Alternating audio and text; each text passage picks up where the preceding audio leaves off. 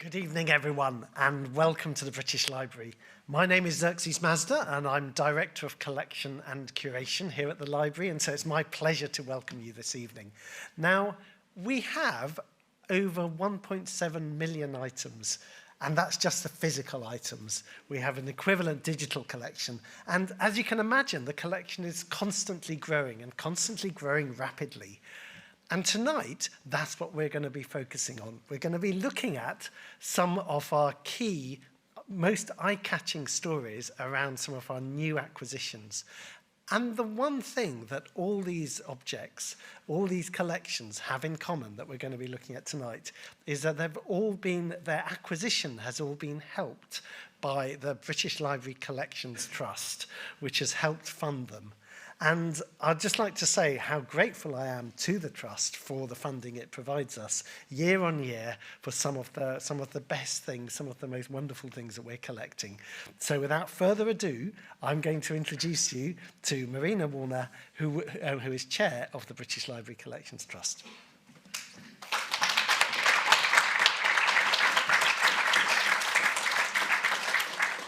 Thank you so much, Xerxes. And it's wonderful to see you tonight, especially on such a beautiful afternoon. I can see that you gave up being in the sunshine, the last of the sunshine. The BLCT grew out of the Friends of the British Library in about 2018, and it's dedicated to supporting the acquisitions, as Xerxes said, of the library, and also their preservation. And our funds are composed of gifts, donations, bequests, living gifts from members of the library and lovers of the library. So it's really you, the public, who have supported all these acquisitions we're going to see tonight. When I was first asked to be the chair, I was told by Ferdinand Mount, who was the outgoing chair, and who had brokered the whole change of the Friends into the trust. I was told that it would be a pleasure because I only had to spend money. That was the only thing, and there was quite a lot of it. So this was a rather unusual situation, he said, and it so has it proved to be the case. It's been an absolute delight to be able to give support where it's needed to the library for its many, many enterprises. And we have a wonderful lineup tonight with wonderful curators and speakers about the items, and Samira Ahmed, who is here, who is familiar to you from another great institution, the BBC, is going to present this evening.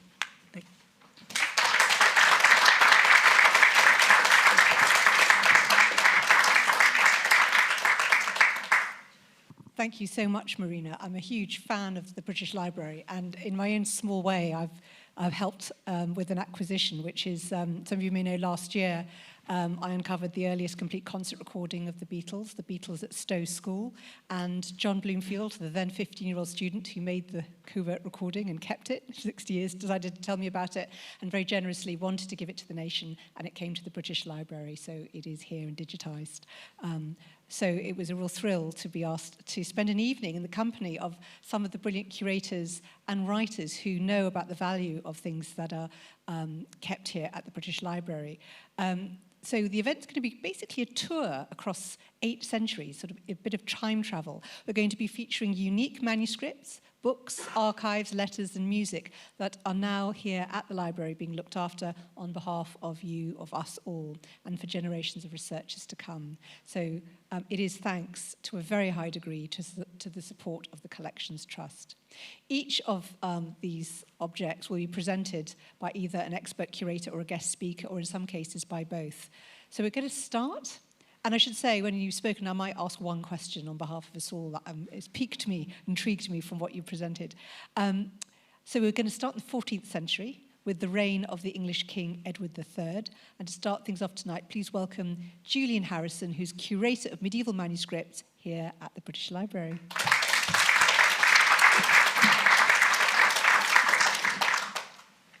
Hello, good evening. Absolutely delightful to be here today. And I thought we'd start with the best item in the collection. So let's start with the best, and then we can move downwards from there. The British Library, as Xerxes said, we have in the range of 170 million collection items. It's vast. And we continue to collect items, and particularly of major national heritage significance. And the item I wish to show you tonight is this item, which the library was successful in acquiring via auction just in June of 2024, so just a few months ago. And it's an unusual document. I mean, it's not just any old document. It's a charter issued by King Edward III of England in 1368 to a man called David de Wallor. And it's significant because, as you can see from the screen, it has both the King's Great Seal attached at the bottom of the document, and it's an illuminated charter. And I'm going to come back to talk to you a little bit more about that in a moment. But first of all, let's just remind everybody, you all know your history, don't you? But who is Edward III? Edward III, one of the longest reigning kings of England, 14th century. His father was King Edward II. You may remember Edward II doesn't have a very nice ending to his life. And his mother was Isabella the She-Wolf, the French princess who married the King of England. And Edward reigns for 50 years. His reign sees great conflict with France, beginning of the 100 Years' War, and he's succeeded eventually by his grandson, Richard II. But like other English monarchs of this particular period, his reign is also renowned for its administrative reforms. And this particular item that we're going to be talking about tonight is, one of many surviving documents which illuminate literally Edward's particular reign. And I should say at this point that, as it's already been mentioned tonight, when the British Library wishes to acquire items, and in this particular case, an item acquired at auction, we rely not only on our own funds, but we are really indebted to the British Library Collections Trust, who can give us real significant financial support to acquire items of this sort of cultural, international, national heritage significance. Also, just to make it clear to everybody that if you are to acquire an item at auction, its price may go up as well as down. So when you're bidding at auction, things can quickly escalate. So it's really, really helpful to have the financial support of a collections trust at hand. So let's have another little look at the item in question. So this particular document, and you can see here on the screen, this is the illuminated initial from the charter, and on the right-hand side is the impression of a Great Seal of England. So just to give you a little bit of background, the charter was issued by the king to a man called David de Wallor. And David de Wallor was the keeper of the rolls. And this might be significant in the context of this particular document because unlike most medieval charters, particularly from Edward's reign, this document is illustrated, it's illuminated. The gold initial, the real high caliber of the decoration of this document is really, really unusual. And we estimate that of all the surviving charters and documents from the Middle Ages, probably about 0.1% of them have any decoration. And we as the British Library were aware that there were two other surviving charters of Edward III that have some decoration of some kind, neither of which are as fine of productions as this, and both of them were held in French collections. So when this item came to our attention, naturally we wanted to acquire it. It also happened that this particular document was unknown to scholarship, by which I mean that nobody knew of its existence because it had been held by the same private family for 600 years. Since the time it was actually made, they were literally the descendants of David de Wallor. They'd kept it in incredible safekeeping. They had it in a frame. I have to say the frame was held together with sellotape, but it was literally held together. They'd really, really cared for it really, really brilliantly. And at some point, they decided, well, they wished to dispose of it, and it went up for auction. Also, as I pointed out, it has the Great Seal of Edward III attached. And this is made of green wax. It's attached to the document on sort of threads held at the bottom of a document. Now that looks a really fine, amazing impression of the Great Seal. It's double-sided. On one side, it has the king on horseback. The other side, it has the king sitting on the throne. Essentially, all documents of this kind to be authenticated. The king wouldn't have signed them at the bottom of the document, but the king would have had his seal attached. And this is a particular fine impression because if you imagine, just go back to the original picture, the seal is appended to the bottom, affixed to the foot of the document. It's really very fragile. I know, that's the point of it. That would have been bashed around over the years, and most of the surviving copies of an original royal seals like this, often broken, don't survive in perfect form. And so when one comes up in sort of near perfect condition like this, it's an outstanding object to acquire. So we, having seen the item, went to visit it at the auction house and decided to bid for it. And I'm delighted to say that the British Library were the successful bidders for this item at auction. But the caveat to all this is that the funds which were provided by the British Library Collections Trust were fundamental to us being able to afford it. Once it's been digitised and has to be reframed, I have to say, get rid of the sellotape.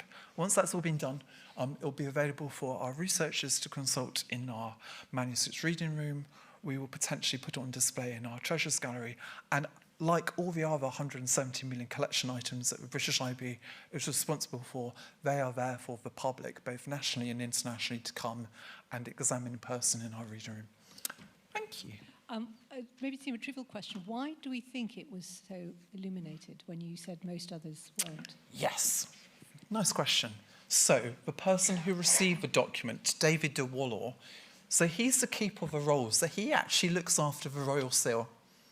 Now, that might be significant because he clearly had a hand in the production of this particular document, and he probably wanted it to be embellished to make it look like a nice document. It's really interesting. There's this image here. This shows a bishop. We don't know the name of a bishop. Lots of research has to be undertaken into the document. But there's a bishop sitting there, possibly the Bishop of Ripon. But you may also see it in the top left hand of a document. That figure there actually shows David. He's firing a slingshot. Sling, yeah. And on the other side of the document, you might be able to see in the very top right-hand corner, there's Goliath taking one in the eye. So possibly the reason why it's been illuminated is it's been made by the guy who was in charge of the royal seal, and he was using his own inside ability to get it done in such a nice way. Fantastic. Well, there's obviously so many stories to emerge from the study of this. Thank you so much, Julian. My absolute pleasure.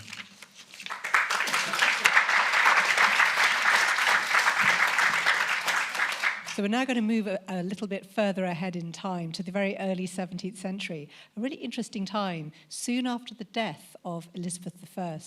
And the remarkable William Camden's Annals Manuscripts project, recently made, I think it was last year in the national newspapers, it read a news story. You'll soon hear why about what's emerging from these manuscripts. Joining us to present the inside story is Tracy Borman, one of our best-known historians, a specialist in Tudor England and joint chief curator for historic royal palaces. I think you're joined by Julian Harrison once again, who oversaw the research. I went out at the University of Oxford. Helena Rutkowska was going to be joining us. She's done the PhD research, and she's been working on the annals for the last 2 years. She unfortunately can't be with us this evening. But welcome, Tracy and Julian, and tell us more. Hello, it's me again. Hi. After this, you're going to have enough of me. So, first of all, apologies on behalf of Helena. My amazing PhD student, again, the British Library is engaged in lots of great collaborations, and we support early career researchers, and she's doing a PhD on the history of the Camden Annals in collaboration with the University of Oxford and Open University and the British Library, where I'm her supervisor. And Helena's work has been also fundamentally supported by the British Library Collections Trust. What I'm going to do now is I'm going to do a shortcut, and I'm going to read out Helena's notes because she provided an amazing description of what she's going to be talking about tonight. And then I'm going to hand over to the amazing Tracy Borman of Historic Royal Palaces, who's going to be telling you about the real nub and why this is so important to us from a historian's point of view. So, in previous scholarship, The Annals, composed by William Camden, which are the first complete history which recounts the reign of Elizabeth I, has been held as a milestone in English historical writing. William Camden's claim of using primary sources and being impartial in his preface have led scholars to define the Annals as a pioneer work in the whole tradition of modern historical study. The Annals were written and published at the behest of Lord Burleigh and, probably more significantly, King James I of England. It was printed initially in Latin in 1615 and 1625, and then it became popular with the publication of an English translation in 1630, and that version is still consulted by historians today. And there's William Camden, and if you don't know William Camden, Camden Town is named after him, which was where British Library is, so it's really appropriate for this particular presentation.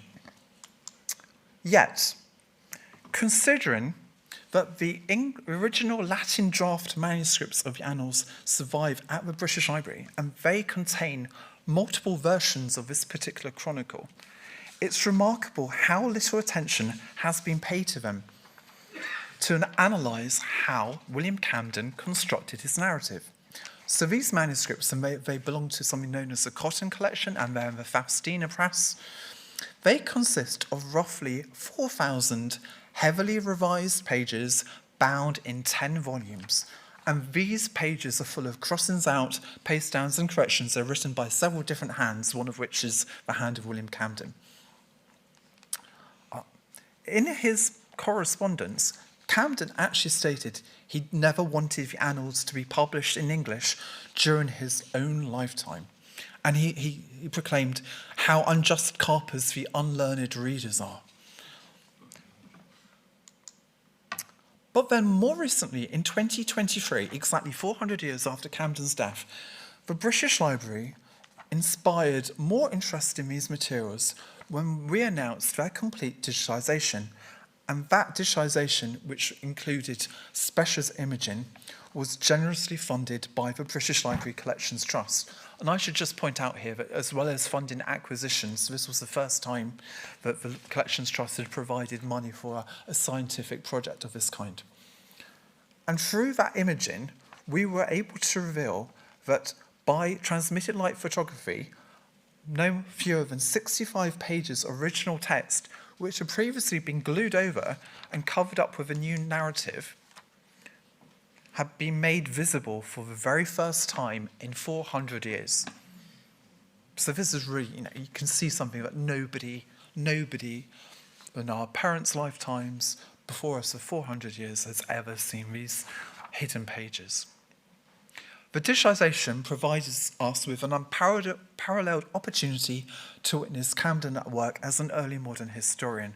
So not only have we discovered more about his historiographical practices, sometimes, for example, the cover-ups just actually cover over recycled old drafts, much as we would use cut and paste in Microsoft Word today. But they've also revealed valuable historical information that William Camden never intended anyone to know. This includes information about some of the most important figures and concerns of the period. And one of those which Tracy will address in a moment is the proclamation by Queen Elizabeth I on her deathbed of King James I as her successor. Now, while many people in the past have trusted the printed account of how James succeeded to the throne, which essentially says that Elizabeth ordained him as her successor on her deathbed, it seems that that particular story, that particular information, was not originally included in the first draft of Camden's Annals. It was only actually added in the amendment that you can see here on the screen. So you can actually see this is an author at work. We're possibly all familiar with this kind of process whereby people are crossing out, amending, adding things above the line, changing their mind. This is significant because, as more recent scholarship has shown, James's accession to the English throne was never actually certain during the reign of Elizabeth. In fact, the deathbed story as recounted here was only first officially stated at court months after James had in fact been crowned. So, with the help of this amazing transmitted light photography, other drafts of the annals reveal how Camden was struggling to end his account of how Elizabeth died. He was unsure whether he should mention that she surpassed the rest of her sex and that others could be jealous of her glory. And one of the reasons that he was really, really concerned about this was he was having to reflect how what he was going to say might reflect on the reign of King James, but most notably on James's mother, who was Mary, Queen of Scots, who Elizabeth had obviously... So that's really important. So why did Camden feel pressure to, as we might suspect now, to actually fabricate the details about how Elizabeth died and how James succeeded to the throne? It does seem that Camden was afraid to upset his patron, and he wanted to make James's kingship look more predetermined than it had actually been. Who'd have thought it? Fake news. Thank goodness that doesn't happen anymore.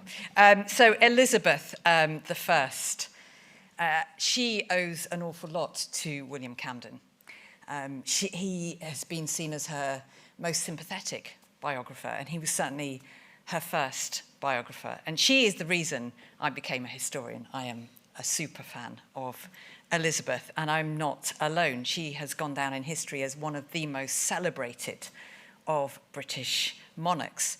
And she's also gone down in history as the Virgin Queen.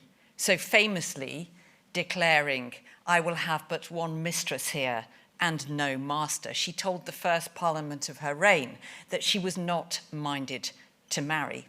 Few present would have believed her. Of course she would want to marry. I mean, she's going to need a man to tell her what to do. She's queen. But she meant it. And actually, I think it was the right decision. She'd seen how divisive the marriage of her half-sister Mary had been, who married Philip of Spain and provoked rebellion. And if she married one of her subjects, it could be just as difficult. So it was the right decision, but there was a bit of a cost involved when it came to the succession, because Elizabeth was the last of Henry VIII's children to take the throne. She was the last Tudor. So if the Tudors were to continue, she really had to marry and have a child, but she chose not to. And so this then made the succession to the throne something of an issue. Now, I started writing my current book about the Elizabethan succession, and then heard about this incredible revelation here at the British Library. So you can imagine how interested I have been in Helena's research and, as it develops, what she has found out about Camden's annals, and it really does make for quite fascinating reading. Well, according to the accepted narrative, towards the end of Elizabeth's reign, there was really only one candidate for her throne who stood any chance, and indeed it's the man whom Elizabeth named, according to Camden's edited text, and he was, as Julian said, the son of Mary, Queen of Scots. He was James VI of Scotland. I chose this portrait because he looks a bit shifty, I think, here, and that is entirely appropriate. Well, he certainly did have a good claim to Elizabeth's throne. If we're just looking at the strongest blood claim, then it was James's. He was descended from, or he could trace his descent directly back to Henry VII, the first Tudor monarch. You see Henry there. And Henry's daughter Margaret, on the right there, she married James IV of Scotland. And that's where James's descent, James VI's descent came from. And so really, if you're just looking at a blood claimant, James VI has the strongest claim, as I mentioned.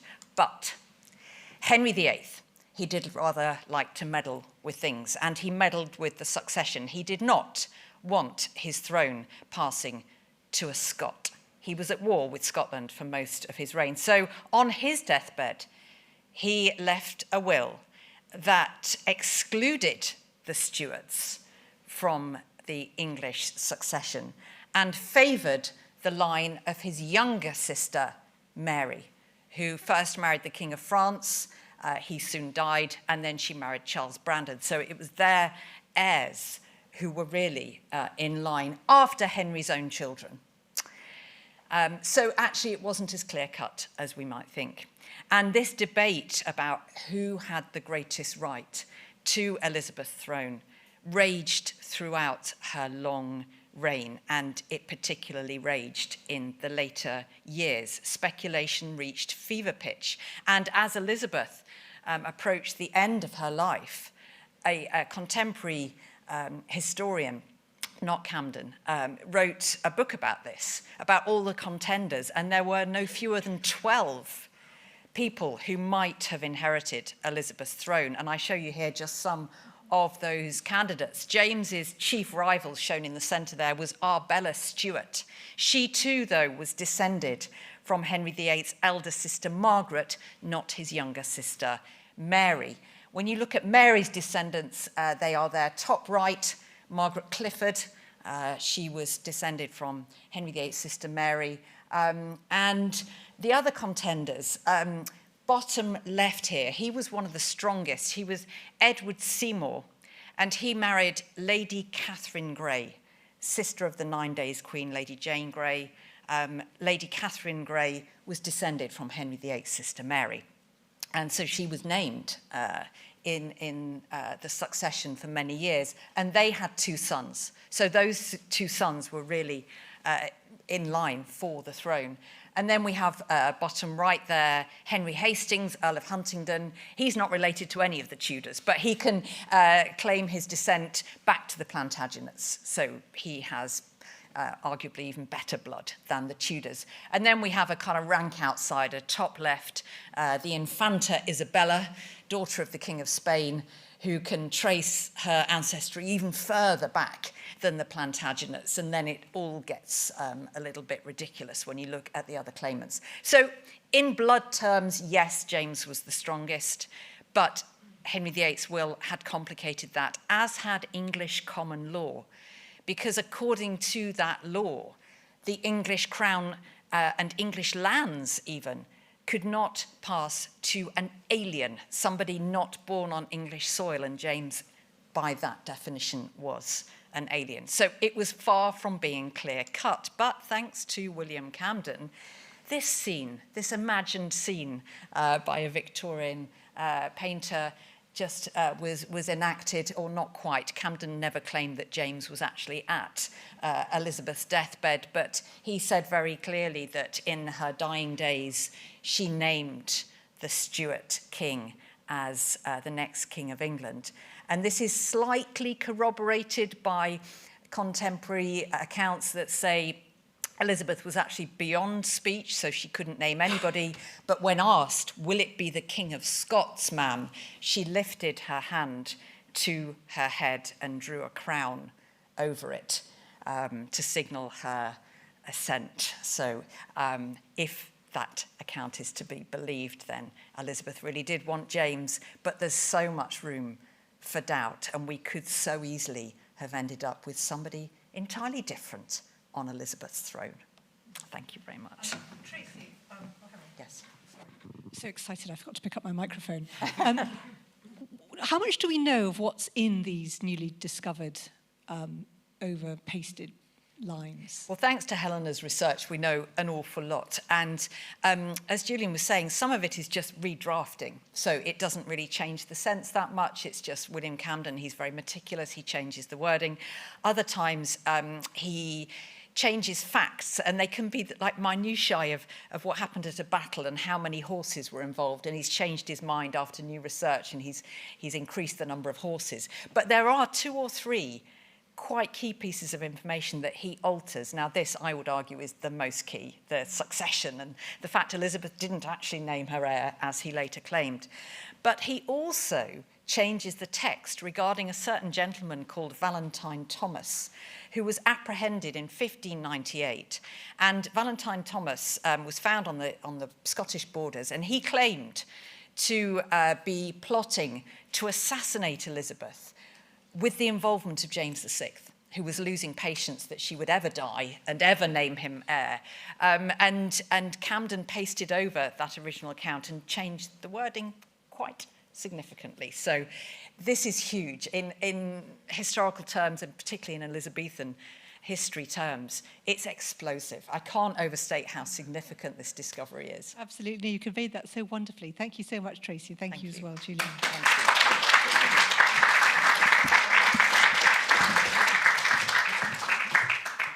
Right. The next section was due to have been devoted to the only known copy of John Castaing's The Course of the Exchange from 1697, a document that marks the moment that handwritten lists of stocks, shares and exchange rates were first printed. Sadly, our presenter, Professor Mariana Mazzucato, has had to withdraw at late notice, and we're so grateful for her efforts to find a stand-in for us. So we'll look forward to hearing from her on this topic another time.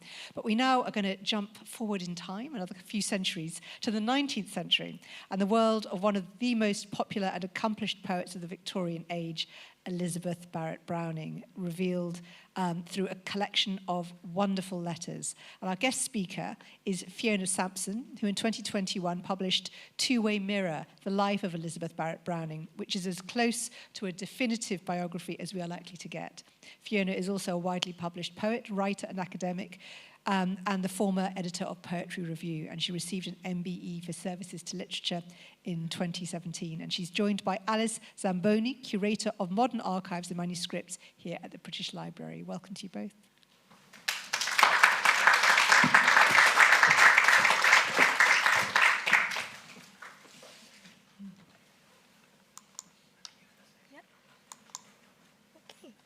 Okay.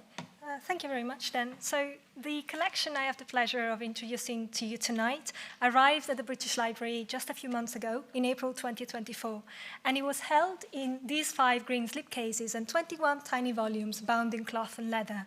And as they arrived, they were moved straight into the strong room, which is the location for some of the most precious manuscripts in the library. Now, this small but very important delivery was eagerly awaited by us as curators and staff across the library, and that is because of what these cases contain, and I need to enumerate here. Namely, 119 letters from the English poet Elizabeth Barrett Browning, written to her sister, Henrietta, and you see 2 of these letters here on this slide. And in addition to that, 10 letters from, there you go. 10 letters from Elizabeth's husband, on the left is one of them, the poet Robert Browning, sent to Elizabeth's sister, Henrietta, but also Arabella. And finally, 2 short but really, really sweet messages written by the couple's only child, Wiedemann, nicknamed Pen or Pinini Browning, sent to his cousin Altam, who was Henrietta's son. So 131 letters in total. Now, Elizabeth Barrett Browning, or EBB for short, as I shall call her, was a prolific letter writer, but most of her correspondence is by now in public collections. So for the British Library, this acquisition represents a remarkable opportunity to really add to our collection a significant amount of letters by EBB, all to the same correspondent, and written over the course of 14 years, between 1846 and 1860. That's just 1 year before she dies. And these are just 2 of EBB's letters that we've acquired. Now, what happened to these letters after the death of the 2 sisters is another interesting aspect of their story, and I think it enhances the significance of this acquisition. The letters stayed with Henrietta's heirs until 1934, when the collection was split and the letters were sold at Sotheby's, the auction house. During the 20th century, the letters appeared at auction only twice more. The last time they were seen in 1979. And then, more than 40 years later, in 2023, the British Library was approached by Christie's, the auction house, and offered the chance to purchase the collection as part of a private sale. So how could we say no? But, well, raising the funding necessary for the purchase of letters of this importance was no mean feat. So colleagues from the Collection and Curation Division, they collaborated with the Development Office on the submission of very many funding applications to the National Heritage Museum funds, the Friends of the National Library, and of course, the British Library Collections Trust. And it is really only through the generous support of these organizations and of individual donors that we were eventually able to acquire the letters. Now, since their arrival at the British Library in April, as a curator, I've had the immense pleasure of spending some quality time with these letters, particularly during show and tells with the British Library Collection Trust this summer, and also with other patrons. And it has been a wonderful opportunity to really become acquainted with the material properties of these letters. Because I should add here, the text, the content of these letters has been known for some time, and transcriptions are available online and in print. But to me, these transcriptions are still no substitute for the experience of studying the letters closely, as we can do now, because it's not just EBB's words that are important, but so is the way in which they have been inscribed on paper. That too conveys meaning. And I wanted to finish showing you this letter. It's probably one of my favorites in the collection. It was written from EBB to Henrietta in Siena in 1850. And what you can see here is really these multiple vertical and horizontal lines along which the paper was folded before it was literally sent through the post. You can see the seal as well and the integral address panel. And to me, there's something incredibly moving about the fragility of this semi-transparent paper with the ink still shining through, which has survived almost intact in a way against all odds. And it's by looking closely that we begin to see how EBB wrote. With little hesitation, there's hardly any corrections, filling every corner of the page, and writing even in multiple directions to make really the most of the paper available, although a bit illegible for hearts maybe, yes. Now, what I love the most about these letters yeah, I love her, is that many are illustrated with these really tiny but so meaningful pen sketches. And in this letter, we are treated to a self-portrait. Now, EBB wrote this letter as she was recovering from a bout of respiratory illness which affected her throughout her life. But this illness never deprived her of her sense of humor. So on the third line down from the top, what you can see is EBB, she writes, "I don't quite look so. Eyes swamped in blackness, a bit like panda eyes." And there, in the middle of this sentence, EBB sketches her face with these exaggerated dark shadows around the eyes. And I wanted to leave you with this image, both in a way to introduce in a very informal way to EBB. I hope it connects well to the talk by Professor Fiona Sampson, who will be reflecting a bit more on the importance of this acquisition for our understanding of EBB's life and work. But also this portrait of EBB, who is seemingly looking back at us from the page, to me captures a bit the spirit of this whole collection. Because ultimately, we will be reading these really private letters, which are full of details about the poet's personal, daily, and professional life. And that feels, to me, in many ways, like coming face to face with EBB herself. Thank you.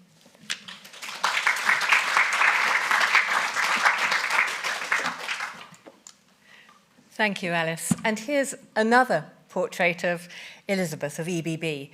This is a publicity portrait, which is by Dante Gabriele Rossetti with the engraver Thomas Barlow. And it's EBB at the age of 52. And it's been put together, it's been commissioned actually for the 4th edition of her groundbreaking verse novel, Aurora Lee, which is the first Bildungsroman by a woman writer and the first Künstlerroman by a woman's writer to have been published. In other words, it's the first in that romantic and early and late romantic genre of the novel of the development of the self, but it's written from the point of view of a woman, and a Künstlerroman, a novel of the story of the development of an artist's self.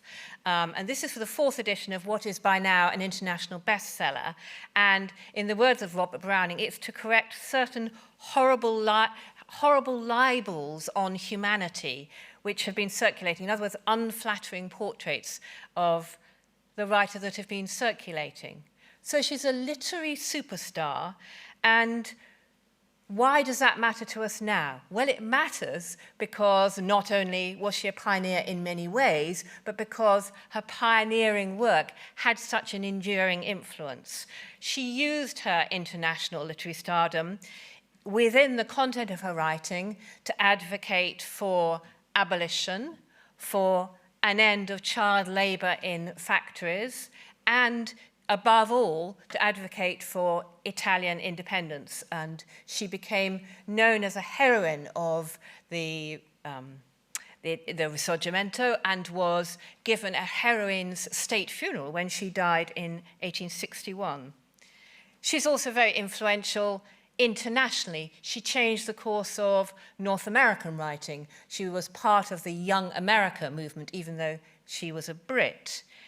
She, most of all, helped, along with Tennyson, to shift from Romanticism, that notion of literature and art as radical, perhaps quite ideas-led and exceptional, to a kind of Victorianism where poetry in particular becomes narrative, feelingful, accessible, and often has a sense of its own responsibility as something that is increasingly being read aloud by the family hearthside. So she becomes, in a sense, a poet of hearth and home, but never with a kind of reduction in her ambition. The first of the... there we are. This battery is wearing out a bit, isn't it? The first of the slides that Alice has very kindly put together here is the first of the letters in this amazing acquisition. The acquisition is EBB's letters and some of Robert's letters, and as you've heard, 2 of Panini's letters, from 1846 to 60. Now, these are the absolute years of Elizabeth's creative prime, up to a year before she dies, and from the moment after her secret marriage to Robert Browning, when they have not eloped because they're married, but they have left for Europe together. Elizabeth really shot to prominence in 1844 with Poems, the volume which introduced Robert Browning to her work and eventually to her. Although she'd been critically well received before that, Poems in 1844 is what turns her into an undeniable figure in British poetry. But the years after she leaves Britain are the years of the works we probably most remember her for. So when Poems was reissued in 1850, it included for the first time what are now known as the sonnets from the Portuguese, which were originally going to be sonnets translated from the Bosnian. Then there's Casa Greedy Windows, the great poem of political transformation and hope about Italy, talking about Italy as no longer the museum pieces of the classical education that Brits are used to, but as a lively, living culture.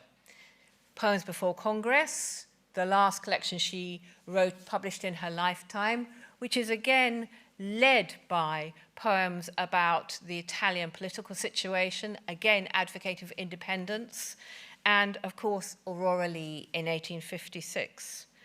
So this is her first letter after her not elopement, and it's a letter she writes from Avignon on their way down through France towards Italy, which is where they're going to settle, and she writes it to both her sisters, Henrietta and Arabella.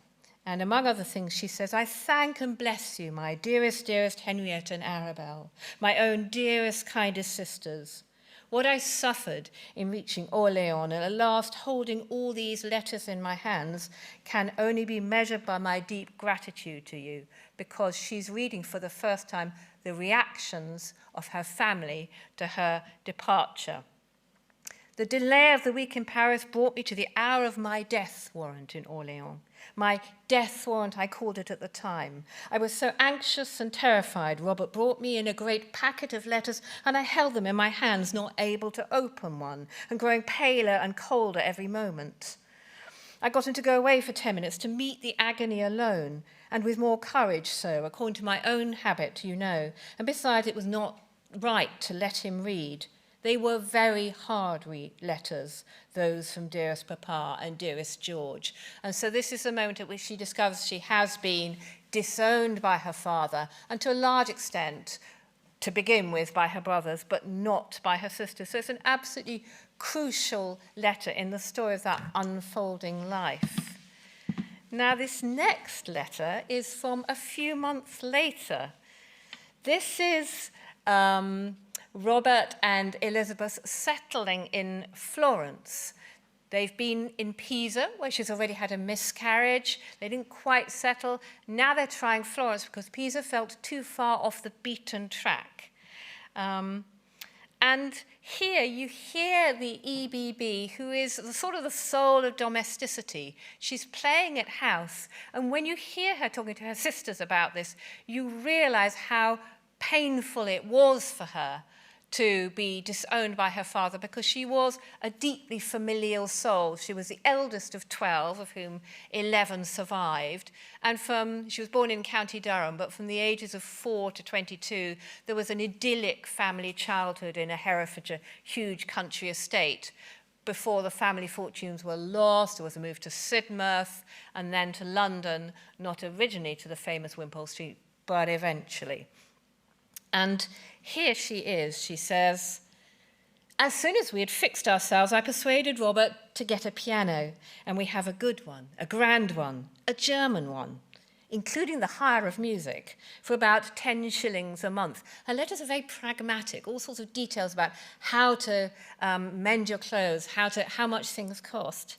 "Then with a trattoria hard by, we have an agreement for dinner at 3 at the rate of 2 shillings and 8 pence a day, covering the whole, observe. And they send us soup and 3 dishes, besides vegetables and pudding or tart. Everything hot and well cooked. And there are 3 of us," because she means also Wilson, her lady's maid. "Our payment for the apartment includes everything, linen, plate, china, etc." And actually there's a close-up here of her little diagram of the apartment. And this time, everything is in order. We have real cups instead of the famous mugs we had at Pisa, and a complement of spoons and knives and forks. Nay, we have decanters and champagne glasses. We have come to the remote extreme of civilization. As Wilson says succinctly, it is something like. And one of the things you can hear from that kind of onward dashing description, you can see it in her handwriting on screen, is this lovely cursive, flowing kind of conversational style, which is, of course, one of the secrets for her poetic success. Gripped form inspired by and trained by her classical formation with Greek prosody, but this flowing life within it. Here, though, is a later letter. This letter is from 1860. It's written just a few months before this photograph, which is also from 1860. And here she is with Pen. So Pen is one of the great miracles of her later life. He's born when she's 43, and her letters are full of adoring detail about his development, about what she's dressing him in.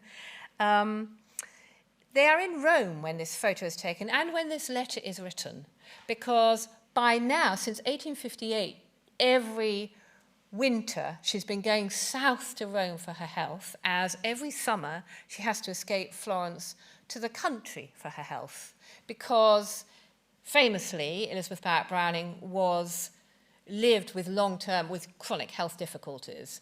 She fell ill, as her sister did, with measles when she was a child of around 12, and she seems to have had some kind of post-viral something, which took her a long time to recover from, so much so that she was sent away and had to spend many months in a spinal sling in a hospital, a spa hospital in Gloucester. But ever thereafter, she had asthma and bronchial infections, and there have been umpteen theories about Elizabeth Barrett Browning, which I sometimes feel have come between us and her work, about was she a hypochondriac, was she astutely playing up illness in order to have the privacy to write. But I don't think there was anything so mysterious as that going on. I think that she was asthmatic and bronchial in a time where there were no antibiotics and there were not even steroid inhalers, asthma inhalers. Of course, every time she got a cold, she became gravely ill and could have died. So this is Pen, the miracle. And here is the letter that she's writing. She writes it on the 18th of March, 1860, to Henrietta. And this is the last of the letters that are in this amazing acquisition.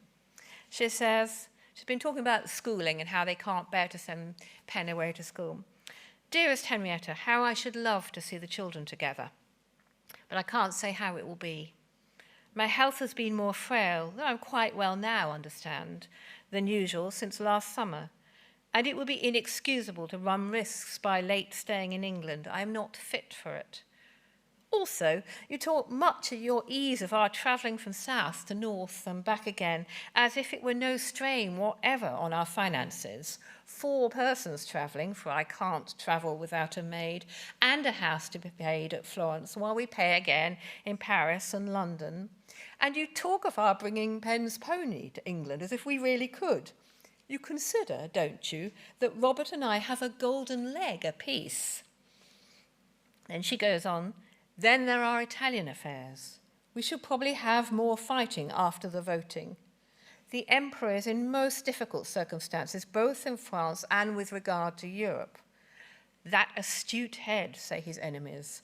That great heart, says Cavour. That great head and heart, say I. So even in her most domestic family planning, she's thinking always about the situation around her, which is always on the cusp of war.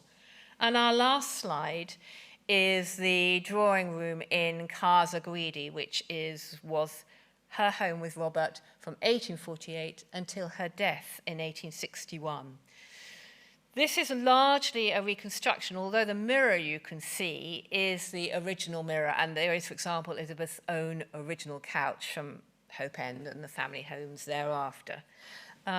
We know this is an accurate reconstruction because when Elizabeth died, Robert was overwhelmed with grief, and he first commissioned a photographer, and when that didn't work because the apartment was too dark, a painter to record this room as a record of their life together.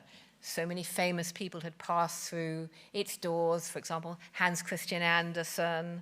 There had been a kind of salon life in this room. And it's also where Elizabeth Barrett Browning died.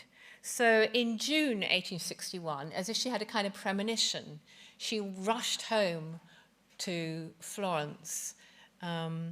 She was very poorly, and she was overwhelmed by Henrietta having died the previous November of cancer. Henrietta was the sibling she was closest to after the loss of the eldest brother. No sooner have they got back here than Cavour, the great statesman, the hope for Italian independence, dies too. And Elizabeth catches a fever, becomes gravely ill, and on the 29th of June, she dies. And her last words apparently were, beautiful, beautiful. Thank you. Oh, Fiona, that was wonderful. Thank you so much. Thank you. Thank you. I can't think of anything to ask you because you've just given us such a wonderful portrait in such a few images. And I think we need a new edition of your biography now to take into account all these thrilling new letters. Thank you as well to Alice. Letters are an incredibly special insight into the minds of the people who wrote them. And the sense that we are in their presence when reading their handwriting is remarkable. I always cherish that image of Elizabeth Barrett Browning and her glasses looking out at us. They're often rare survivals, but they are here at the library to be read and used. Now, our next 2 presentations are also based around letters, and we're going to head first into the glamorous globe-trotting, but also complex and sometimes difficult lives of a 20th century couple, Anne Fleming and her husband, Ian Fleming, creator of James Bond. Here to tell us how these letters came down to us is Michael St. John McAllister, Western Manuscripts cataloguing manager at the British Library, and our guest speaker is actor, comedian and writer Charlie Higson, who of course has added to fame both as a core part of the Fast Show team, but crucially as author of acclaimed novels for young adults, including the Young Bond series. And last year Charlie released his first adult Bond novel on His Majesty's Secret Service to mark the coronation of the King and to support the National Literacy Trust, very much steeped in the world of James Bond. Welcome to you.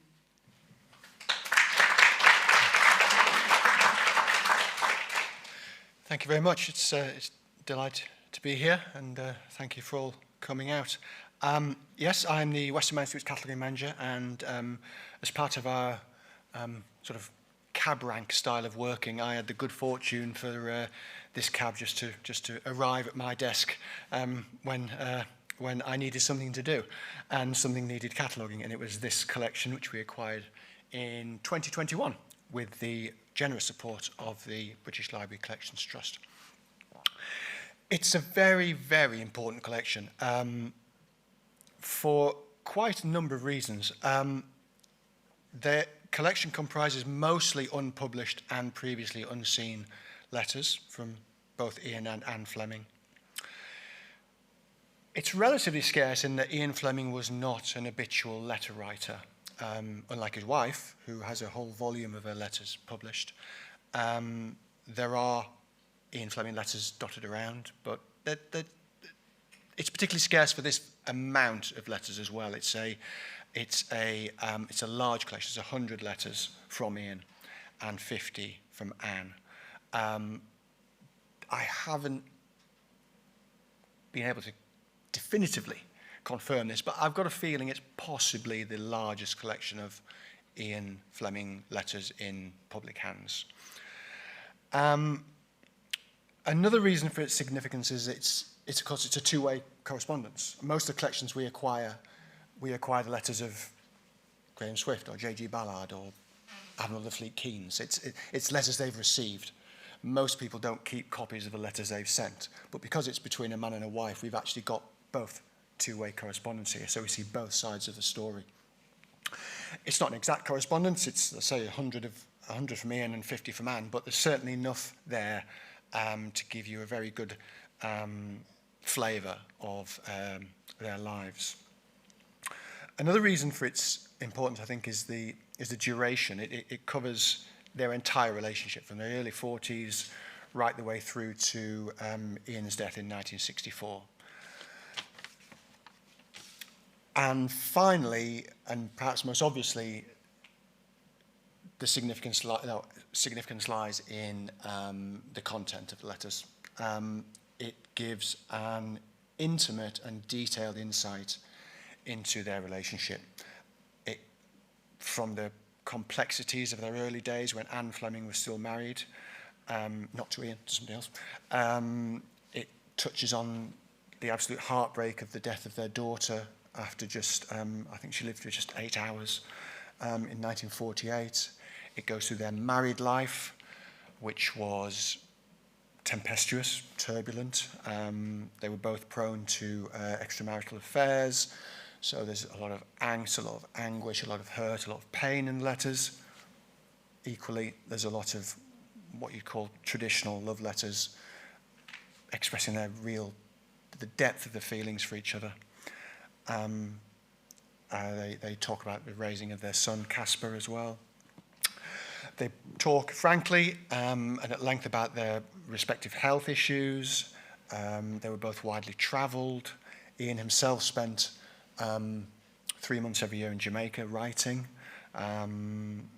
So he writes to Anne from Goldeneye, the house he had built in 1945. He writes of the flora and fauna of Jamaica, which is not necessarily something you'd go to an Ian Fleming letters for, but it's all there.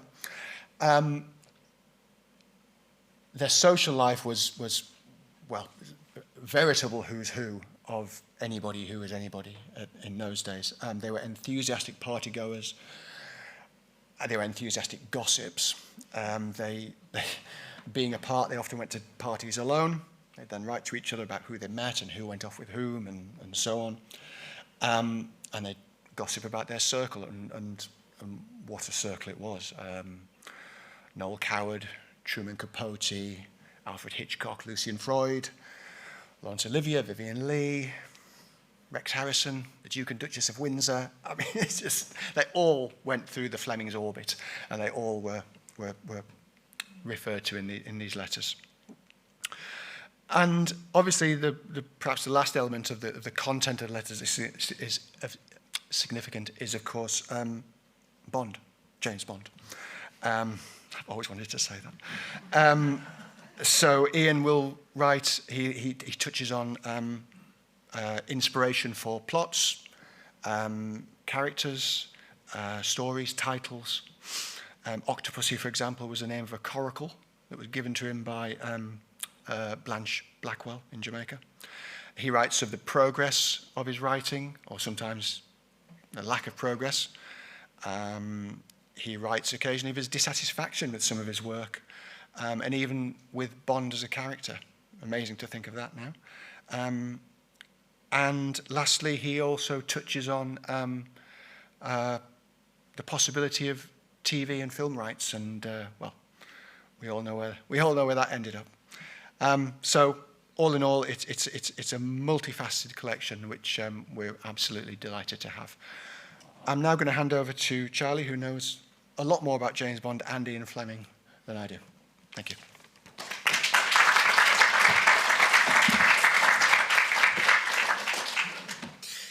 Thank you, St John McAllister. Michael St John McAllister.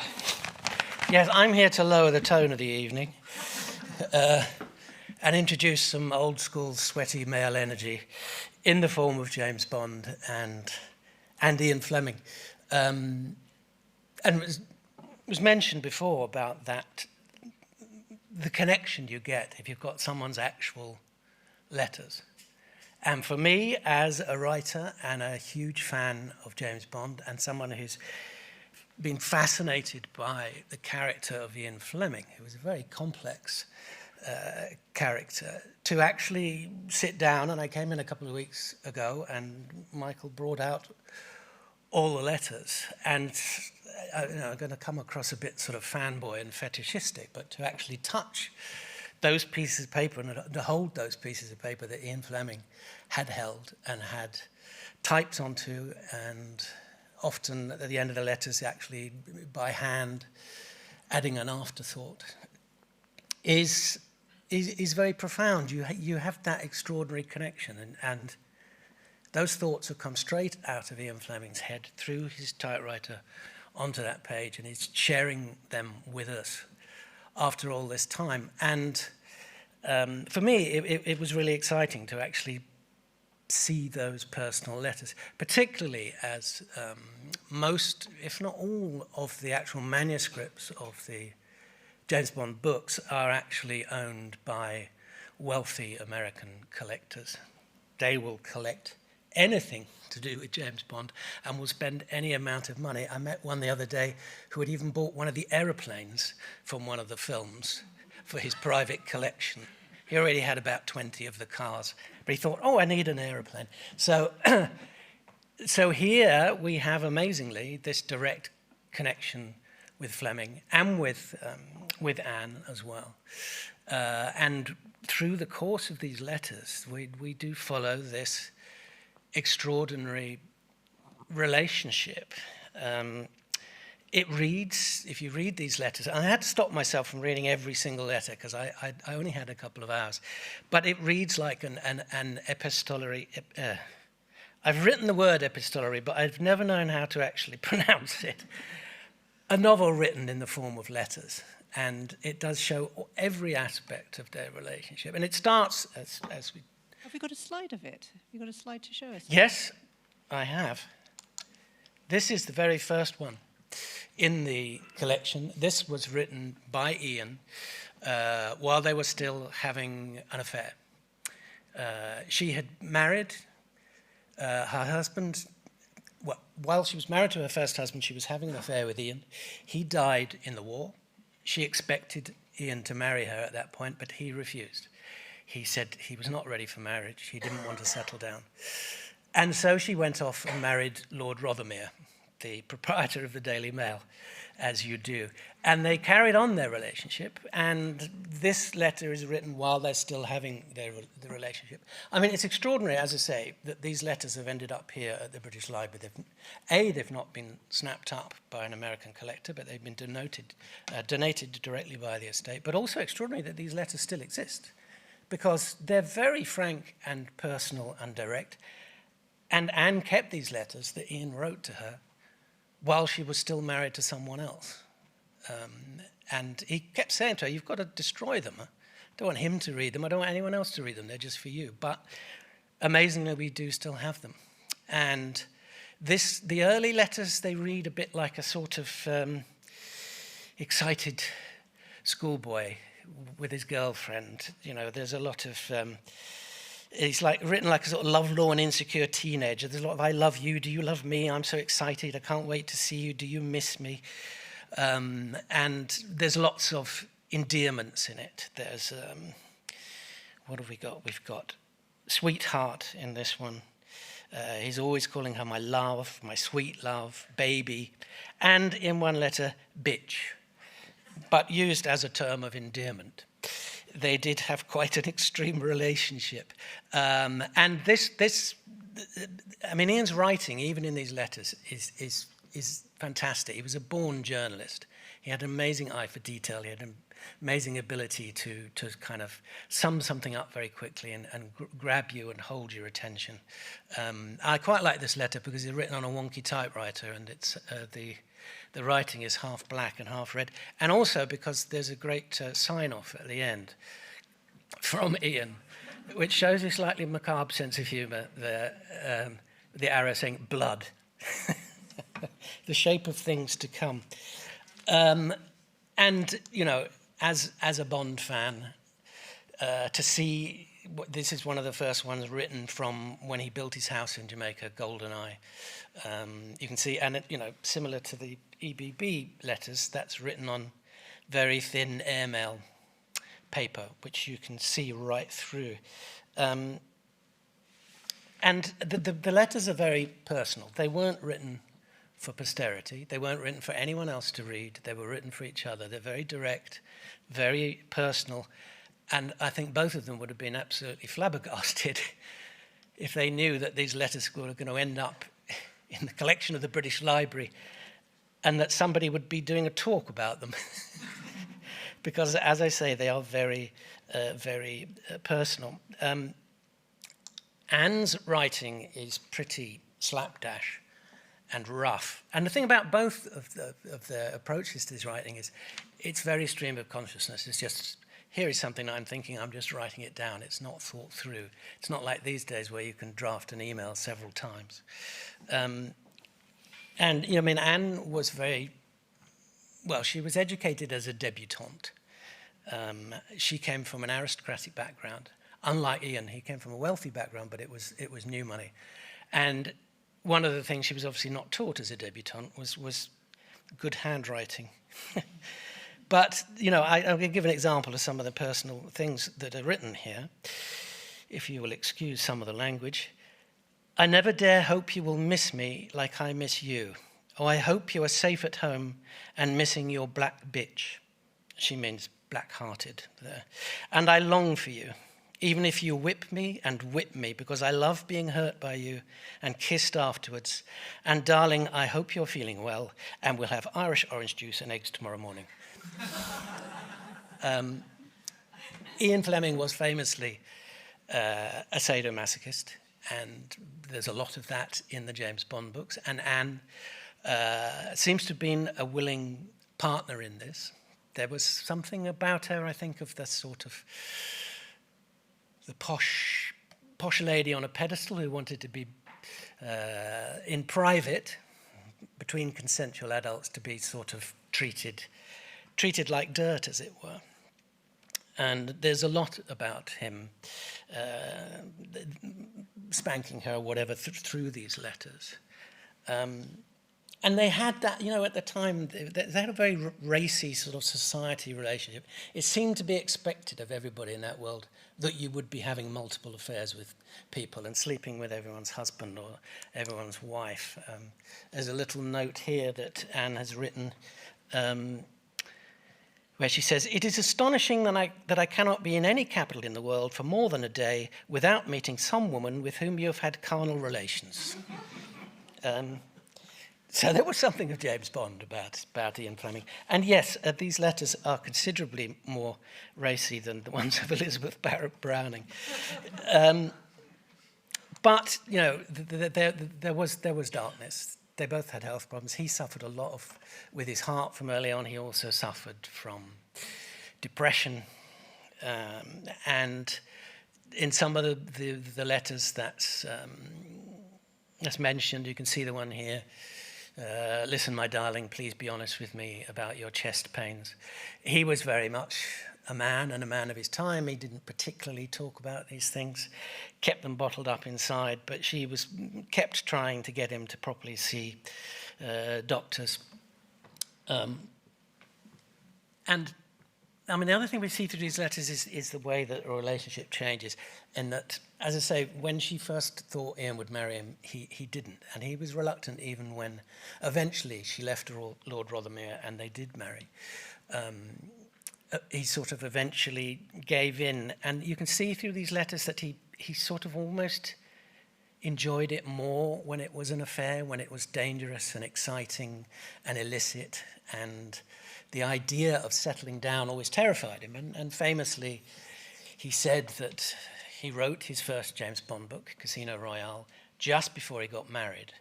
And it was his sort of last gasp of freedom. He said, I've got to get it out of the way now because I don't know what's going to happen when I do settle down and get married. And that's a theme that goes through the James Bond books, that James Bond doesn't want to. He knows that, well, Bond knows that if he marries, that will be the end of his career as a secret agent, which is his life. You know, he can't carry on doing that. It would be too dangerous for him and too dangerous for her. So a lot of Ian Fleming's own thoughts about relationships do end up in the Bond books. And as we say, he would go to GoldenEye for 3 months every year to write each book, usually without her. And he seemed to really like that, to have that distance between them. And I think it's the reason there are so many letters, is because you only write letters when you're not together. And for 3 months of every year, they pretty much weren't. So there was a lot of correspondence between them. There is some stuff about the books and about James Bond.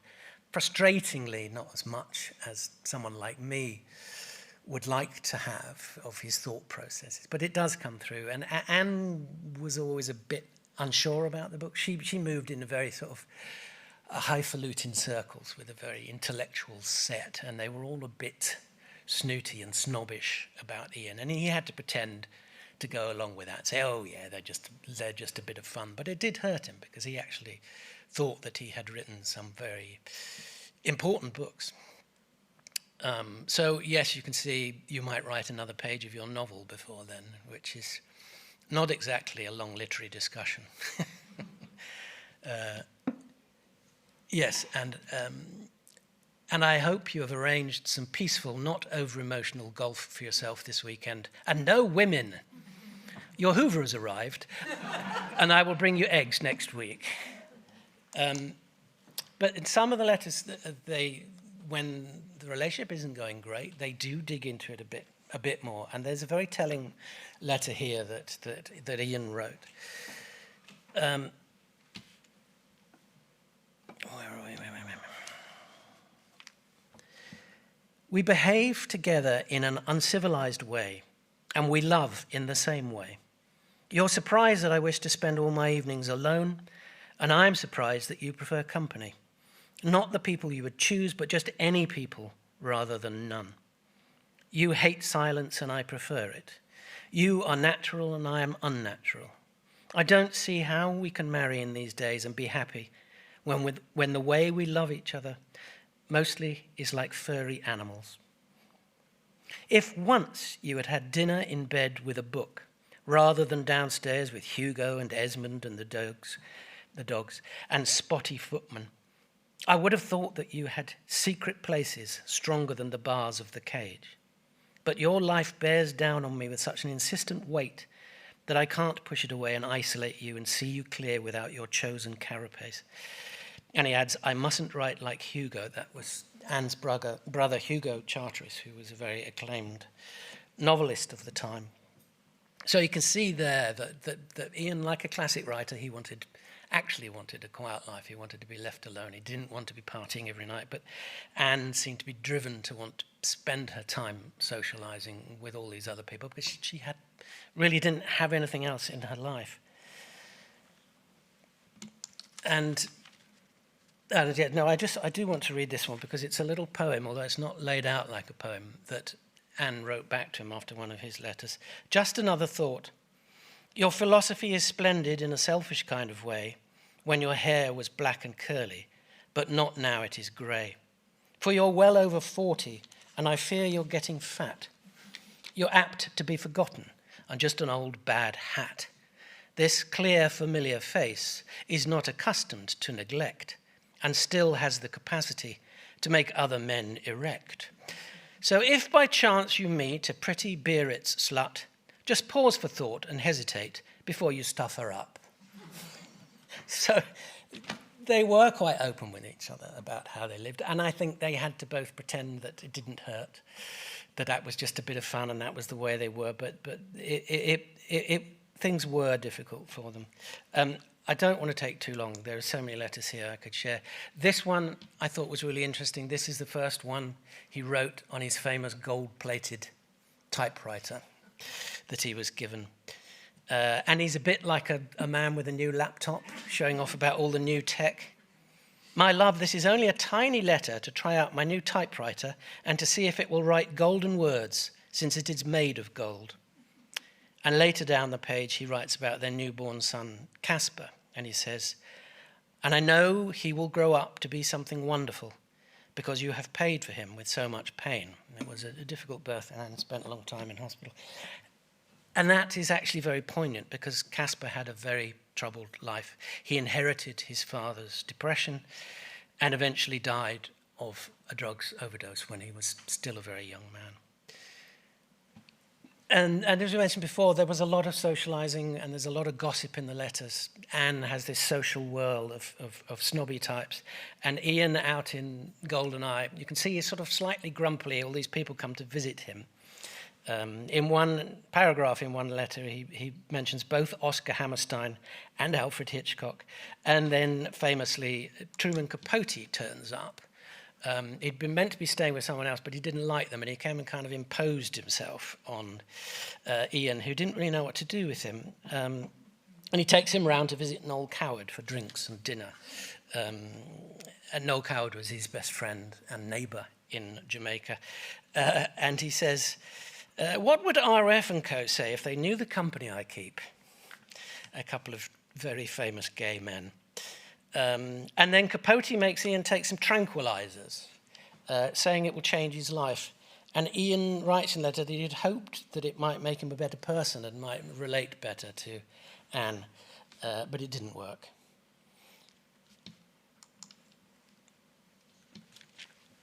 I can't remember what I was going to say about this one. Oh, yes, an insight into their relationship when it's going wrong.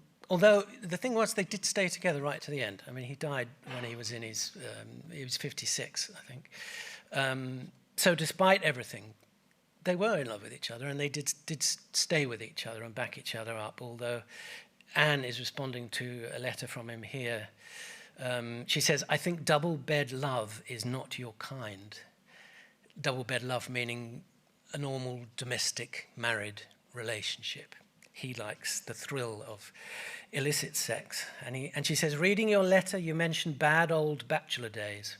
The only person you stopped sleeping with when they ceased was me. And I mean, the other great thing about the letters is they're all written on different bits of paper, and AML paper and headed note paper and places from hotels. This is from the Santa Fe Super Chief. It's when, and again, it's a little insight into the book side of things, as Ian Fleming is in Hollywood, and he says, it's rather exciting as people really seem to be after my books. But no cash yet, so it's as usual, a question of crossing fingers and waiting for someone to pry them apart and force some dollars between them. And I really liked this. You know, amongst these letters, there are odd bits of paper and notes, and this is very cryptic. I don't know whether these are notes for a book that he was planning, or just because he kept a lot of scrapbooks and you know, anything that he thought, oh, that's interesting, I'll write that down, or I'll keep that napkin or that menu. It says, black crabs, Violet's English food, those who attach the world to themselves or themselves to the world, pieces of yourself out of a hat. Who knows what it means? It's a bit like David Bowie writing some of his songs with random phrases. Yeah, as I say, there is so much of interest in these letters, and it is so, I mean, it's touching and revelatory about his relationship with Anne. And it's, you know, it is tinged with sadness because he did die so young. And the extraordinary thing about Fleming is that James Bond was such a short part of his life, his last about 12 years. Before that, he'd been in the Secret Service during the war, he'd been a journalist, he'd been a stockbroker, he'd done so much. And then James Bond, right at the end, finally he became the success, because he'd been pretty much the sort of loser of the family. And then he just got ill, and eventually he was killed by a series of massive heart attacks.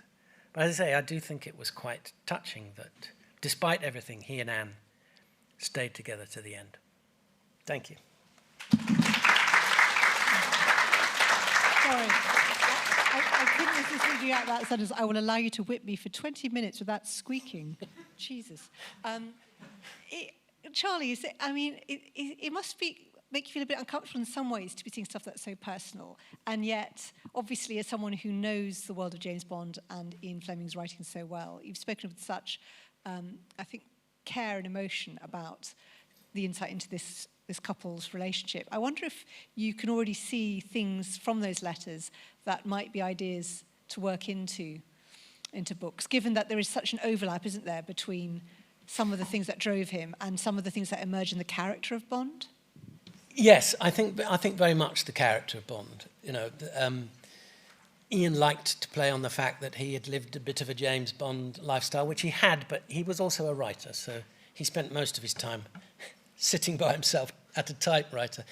But obviously there's a lot of his character in James Bond. And I think any writer, any novelist, most of the characters are really aspects of themselves. And certainly the difficult relationship with women in the books it does come from Ian's own difficult relationship with women. So that side of it particularly, his relationship to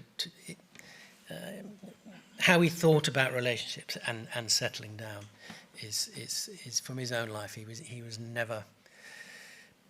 never sure whether he'd done the right thing to get married. As you say, it's such an insight into the world in which they lived and what was to emerge with these books and their success as films too. Charlie and Michael, thank you both so much. I'm slightly shaken and stirred by that, I think. Right, I hope you've enjoyed a fascinating evening. For our final section, we return to 19th century London and its links with the vibrant musical world of the continent. And we're delighted we'll be rounding off with music performed by the wonderful Zara Williams. But first, to set the scene and present a remarkable collection of correspondence, please welcome Sandra Tuppen, who's the British Library's Head of Music Collections.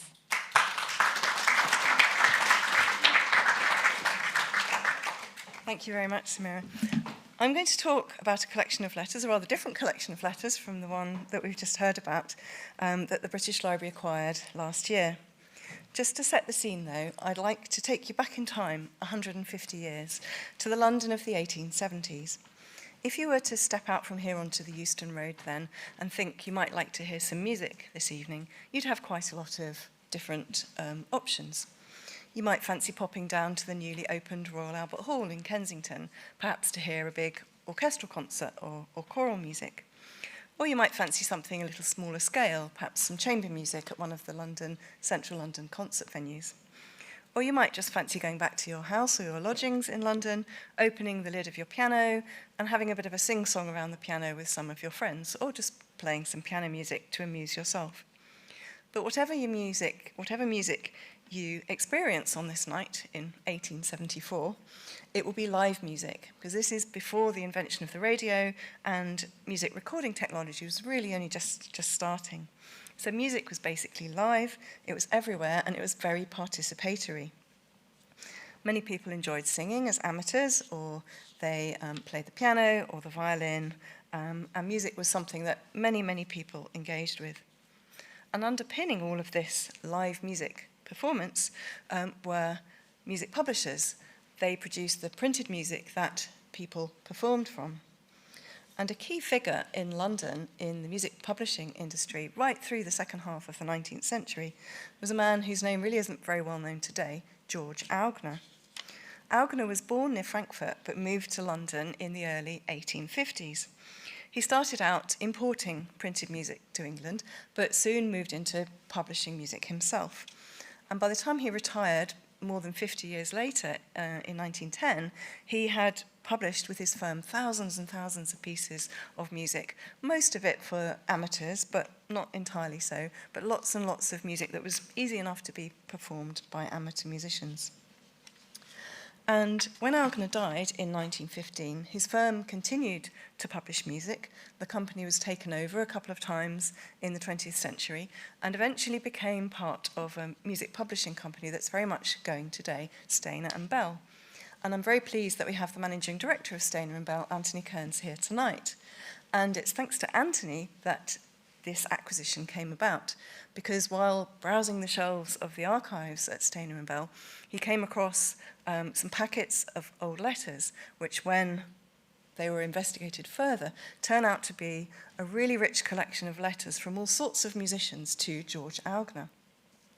And this collection, I'm very pleased we're able to acquire for the nation at the British Library with the help of the Collections Trust. And there is a very nice video on Stainer and Bell's website describing the, finding the material and then coming to the British Library. So do have a look at that. So what's in the collection? It contains over 250 letters from many composers and other musicians. Some of them are quite well-known names, some of them lesser known. There are letters from Johannes Brahms, Edvard Grieg, Samuel Coleridge-Taylor, Edward Elgar, Frederick Delius, and lots of other figures. And these letters are not known, they haven't been researched before, so it's a really rich collection of material for scholars to look at and explore. And I think the collection is really important on two levels. As a collection, it shines a light on musical life in Britain, and you get a sense of the interactions between composers and their publisher. There are quite a few letters talking about what sort of music might be popular with performers and what sort of fees composers might expect. We haven't got the outgoing correspondence, as Michael said, that quite often doesn't happen, so it's unusual with the Fleming collection. But with the Augner material, we've got their letters in to Augner from all of these people. Some of the letters that he wrote do survive in various institutions, so it would be a nice task, I think, for a researcher to try and piece together these chains of correspondence. But from the material that we do have, we get a sense of, yes, the sort of negotiations that went on. There are some letters from composers, perhaps, that say, well, I wouldn't accept any less than such and such, and then there's obviously a gap because Augner must have written back, and then they say, well, in the light of our friendship, I think I can accept such and such. So he seems to have been quite a good negotiator. And in the collection, so it's important, I think, as a kind of body of material in the light it shines on musical life in Britain. I think it's also interesting in the fact that it highlights the interconnectedness of musical life in Britain with mainland Europe at the time. It's clear from the letters that Augner had lots of contacts in mainland Europe. He published quite a lot of overseas composers' works in Britain, and you get that sense of musical life in Britain being part of a broader network. But as well as the sort of overarching collection enabling us to learn a bit about musical life, I think some of the individual letters are also important for, or they will be important for researchers who are working on a particular composer, for the information that they provide about their works. And I'd like to highlight just 3 composers that just, I hope, give a bit of a flavour of the collection. Oh, sorry, that was my first slide. That's the collection as a whole. So if we move on, initially to talk about Grieg. Now, Grieg was a composer who was very popular in England in the late 19th century, and Augner did quite a lot to promote his music here, and he published a lot of Grieg's work in England. And Grieg and Augner became very good friends, and when Grieg came to England, which he did quite frequently on concert tours, he came to promote his music and perform his own works. He would stay at Augner's place in Clapham. So obviously when they were together, they weren't writing, but the letters that exist here are from when Grieg was actually on the continent. And you get a nice sense of their friendship because the letters span a whole period, 20 years or so through the late 19th century. And you get a sense of them as friends. And they also shine a light on preparations for his performances in England, and Algernon acts as a bit of a go-between for him and his concerts in England. Second composer I'd like to highlight is Samuel Coleridge-Taylor. Coleridge-Taylor was an English composer who had African heritage, and he was a composer that Algernon published lots of music of, over 100 works in our British Library catalogue, published by Algernon of Coleridge-Taylor. And the letters really kind of show that they had a very good working relationship. The first letter, the earliest one, which dates from August 1898, suggests that Coleridge-Taylor was a bit concerned at that point about his financial situation. So he says, "Should any appointment at Messrs. Algernon Limited become vacant at some point, I wish you would keep me in mind, as I've just been left in an extremely awkward position." But things had obviously improved for him only a month later, as he writes, "that matters are now going very smoothly here after all, so I need not trouble you about what I asked." 2 years later, Coleridge-Taylor writes to Algernon again to let him know that he's been commissioned to write music for a play called Herod that's going to be performed at Her Majesty's Theatre.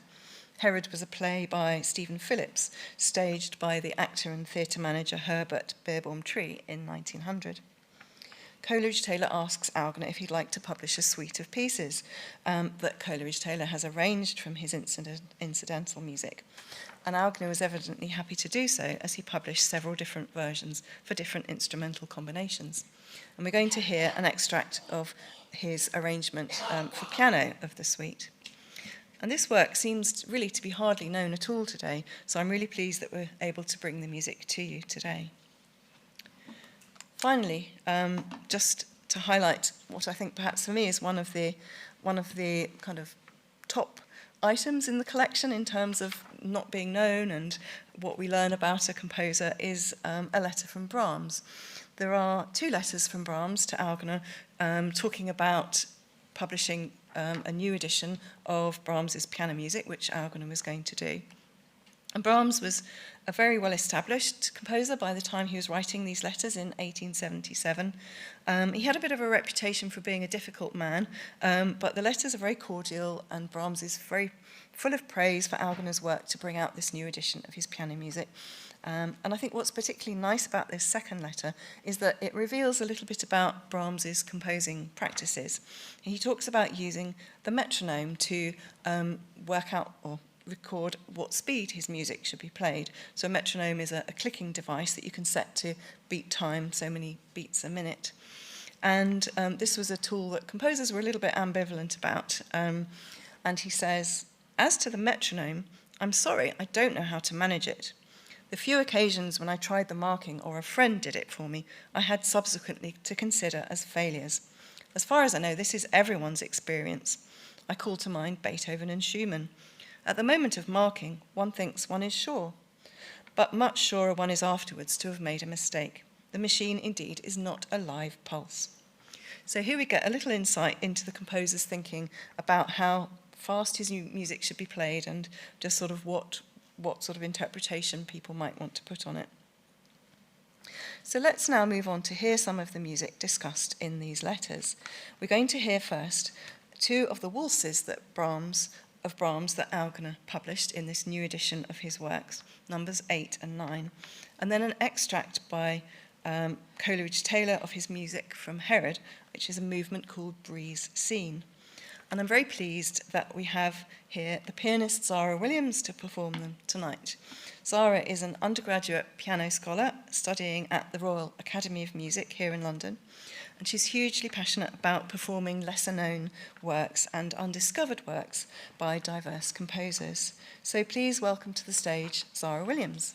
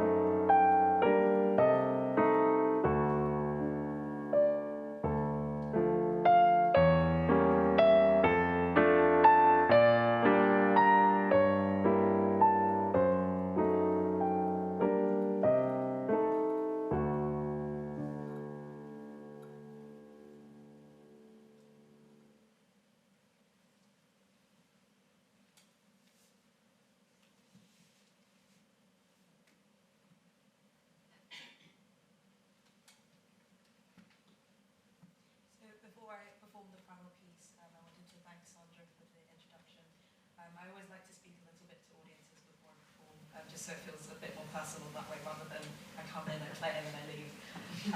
But I've had a real privilege looking at this music, and Sandra and John very kindly sent me the music from Herod, and it's a real treat over at the Academy as well. My professor and I, we really love looking at lesser-known works and undiscovered music, and as Sandra said, I'm passionate about bringing to light works by composers that previously may not have been heard or performed or heard in a capacity where we also have the academic and the scholarly knowledge behind it as well. So it's been a real treat, and I wanted to thank the British Library for having me here. And so this is Breeze Scene from Opus 47 from Herod, the incidental music, and I hope you enjoy it.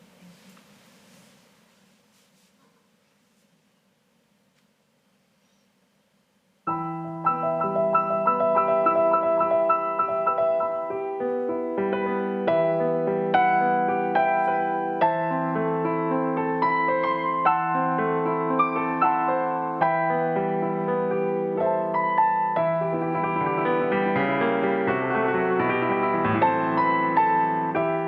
you.